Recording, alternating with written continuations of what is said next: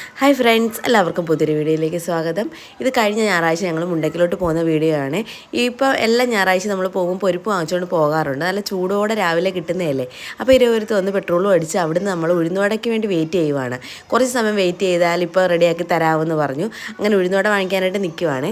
അങ്ങനെ നമ്മൾ ഉഴുന്നുവടയൊക്കെ വാങ്ങിച്ചുകൊണ്ട് നേരെ മുണ്ടക്കിലോട്ട് പോവാണ്. പൊടിവാവയ്ക്ക് ഏറ്റവും കൂടുതൽ ഇഷ്ടമുള്ള സാധനം ഉഴുന്നുവട തന്നെയാണ്. അപ്പോൾ നമ്മൾ ചെന്നപ്പോഴത്തേക്ക് തങ്കച്ചേപ്പ അവിടെ നിൽപ്പുണ്ടായിരുന്നു. അപ്പോൾ തങ്കച്ചേപ്പ പറയുവാണ്, കഴിഞ്ഞ ദിവസം ഞങ്ങൾ ചിന്നക്കട വെച്ച് കണ്ടായിരുന്നു. അപ്പോൾ ഞാനും ചേച്ചിയും കാണാതെ അതിന് മുമ്പ് തന്നെ ശ്രീമോൻ കണ്ടിട്ടുണ്ടായിരുന്നു തങ്കച്ചിയപ്പം. അതൊക്കെ ഏട്ടൻ്റെ അടുത്ത് പറഞ്ഞു കൊടുക്കുവാണേ. അപ്പോൾ അമ്മ പിരിവൂര് പോകാനായിട്ട് റെഡി ആവുന്നുണ്ട്. അതുകൊണ്ട് നമ്മൾ നേരത്തെ ഇങ്ങ് കയറി. അപ്പോൾ കാശിയൊക്കെ നേരത്തെ വന്ന് ഇരുന്നിട്ടുണ്ടായിരുന്നു. അപ്പോഴത്തേക്ക് പൊടിവാവ അമ്മയുടെ കൂടെ പോകാൻ വേണ്ടിയിട്ടാണ് തുള്ളി തുള്ളി നിൽക്കുന്നത്. ഇപ്പോൾ ഈ സമയമെന്ന് വെച്ചാൽ എല്ലാവരും എല്ലാം പിരിവിനുമൊക്കെ പോയി എല്ലാം വന്ന് ഫുഡൊക്കെ കഴിച്ചിട്ട് വൈകിട്ട് ഇരിക്കുവാണ്.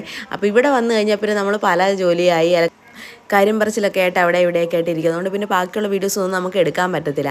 ഇവർ പിന്നെ ഇതൊക്കെ ചെയ്യുന്ന കണ്ടപ്പോൾ ഞാനൊന്ന് വീഡിയോ എടുത്തതേ ഉള്ളൂ. ശ്രീമോ എൻ്റെ കയ്യിലിരിക്കുമായിരുന്നു. അതുകൊണ്ട് ഞാൻ മൈലാഞ്ചിയൊന്നും ഇട്ടില്ല.